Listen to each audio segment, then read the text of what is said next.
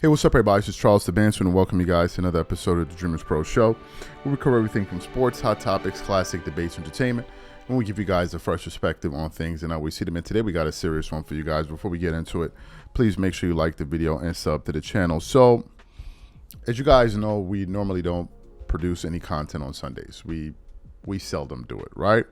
But once in a while, we'll feel inspired to produce something, and that's the exact reason that we're up here today. So as you guys know, Kobe's my favorite player of all time.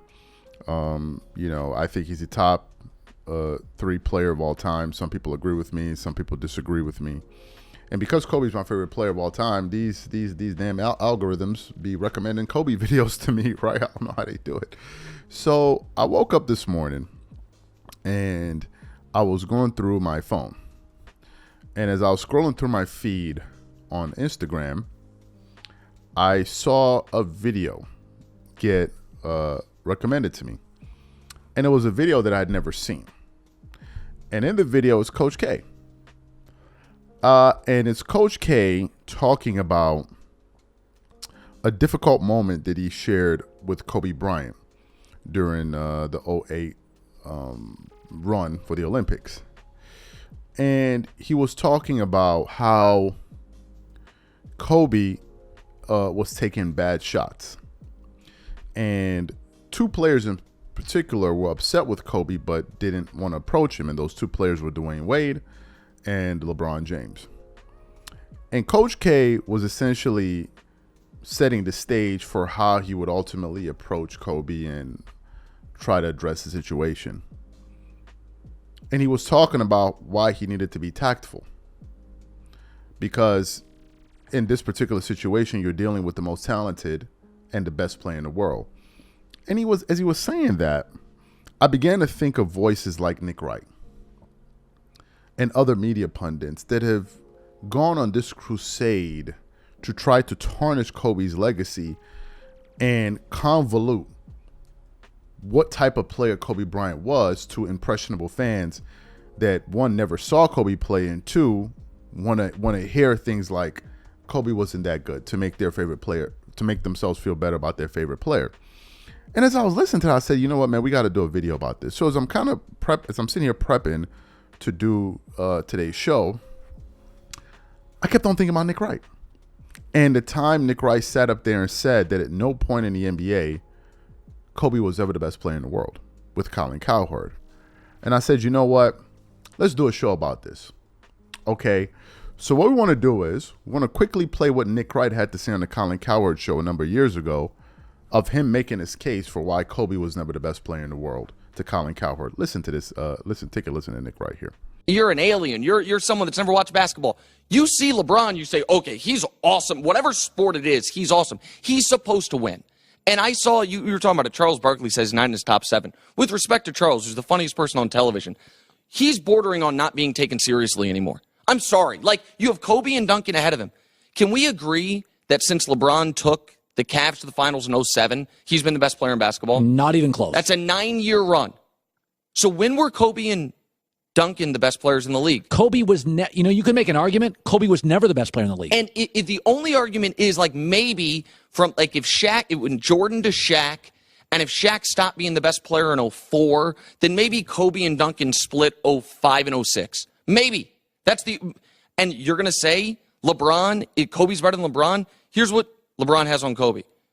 Regular season and postseason. Averages more points, averages more rebounds, averages more assists, more steals, more blocks. Oh, yeah, and he shoots a higher percentage. Oh, yeah, and he's been the best player on 3 championship teams. Kobe's been the best player twice. Like, let's stop.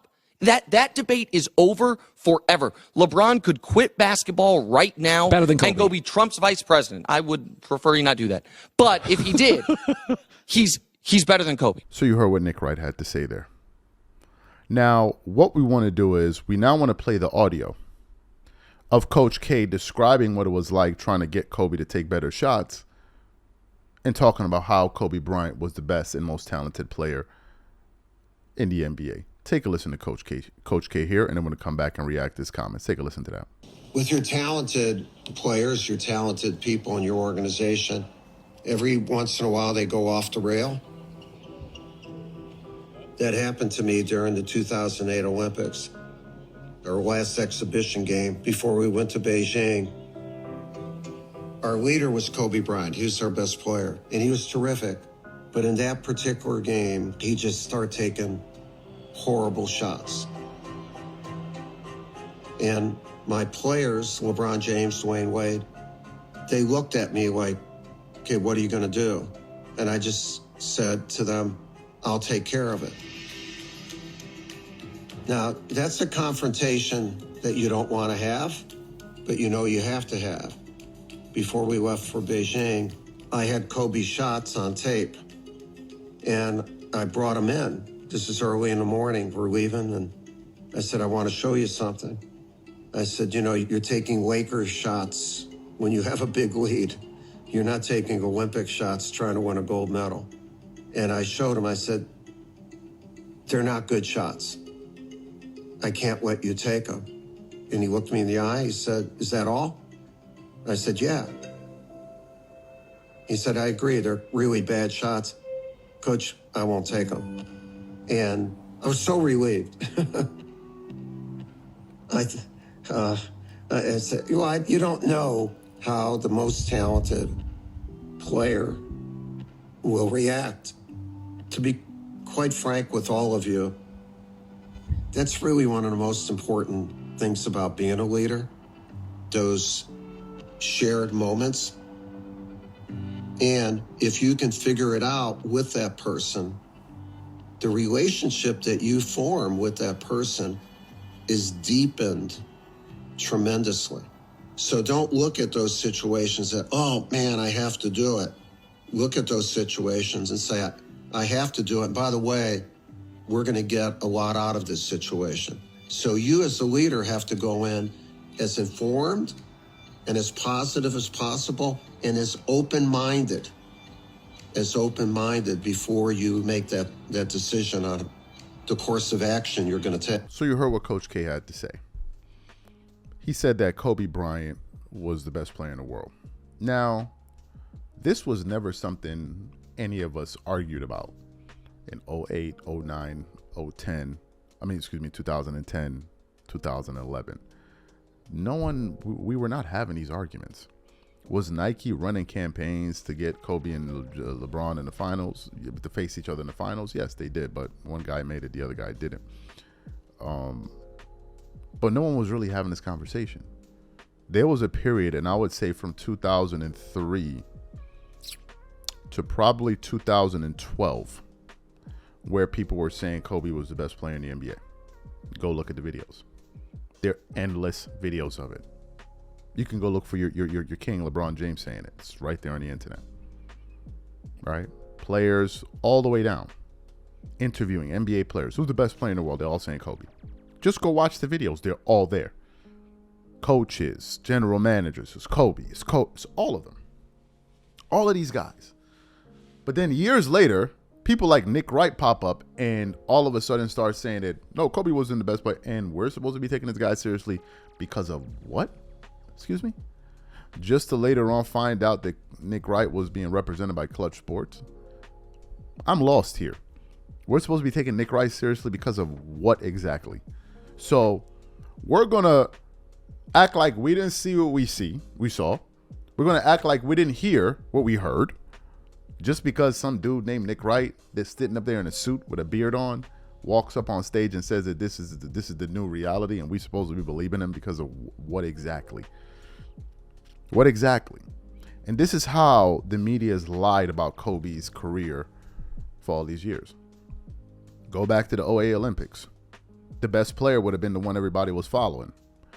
Who were they all following? Go back and read about the stories of how all of those NBA players, Carmelo Anthony, Dwayne Wade, LeBron James in specific, how all of their NBA games got transformed the minute they spent the summer with Kobe and saw how he worked. The story's out there, bro. This is not me making it up here. Oh, you up here making it up. You up here trying to defend Kobe. You switching it up. You making up reality. It's all there. It's all there. And then what happened was the media kicked in and they tried to make this Jordan versus LeBron. LeBron ended up becoming the best player, I think, around 2012. That's my assumption. And he became the best player from 2012 all the way till I don't know what year. Let's say 2018. I would say 2018, 2019. I would say about that. About a 7-year stretch. I would say from 2012. From 2013. Excuse me. So I would say 13, 14, 15, 16, 17, 18, 19. Thereabout. 7-year window. I think it was LeBron. And then, of course, Giannis and them came, and then Nikola Jokic and them came, and then it was a different thing. I think those were his periods when he was the best. But from 2003 all the way to 2011, 12, like you're not looking at what LeBron did in the finals in 2011 and saying to yourself at the end of that, this is the best player in the world. Nobody thought that. Why would you even be thinking that? Why would that be the best player in the world after that performance? Like, you're crazy. But this is what these sycophants and zealots want us to believe, that no, the dude we watched in the finals in 2011 was the best player in the world since 2007. Who are we joking with here, bro? Who are we actually joking with? The teams that LeBron was failing against, Kobe was beating them in the finals. What are we even talking about? Go look at the run that Kobe went on from 2008 to 2010. Kobe beat more 50-win teams in that 2-year window than Magic Johnson did in his entire career. What are we talking about right now? What exactly are we talking about? And there's footage of LeBron saying in 2009 that we're going to get to a little bit later, Kobe is the best player in the world. So what am I missing? What am I missing? Kobe was the best from like 2003 all the way to about 2012. And I think that's when LeBron took over. That's when he took over. So this is just my thoughts on it, but you heard it from Coach K himself. So who y'all going to listen to? Coach K or Nick Wright? Like, whose word are you going with? The guy that was there evaluating all of these players in practice and in games versus the guy that sat up somewhere and said, oh, man, this is the best because Clutch Sports gave him his marching orders.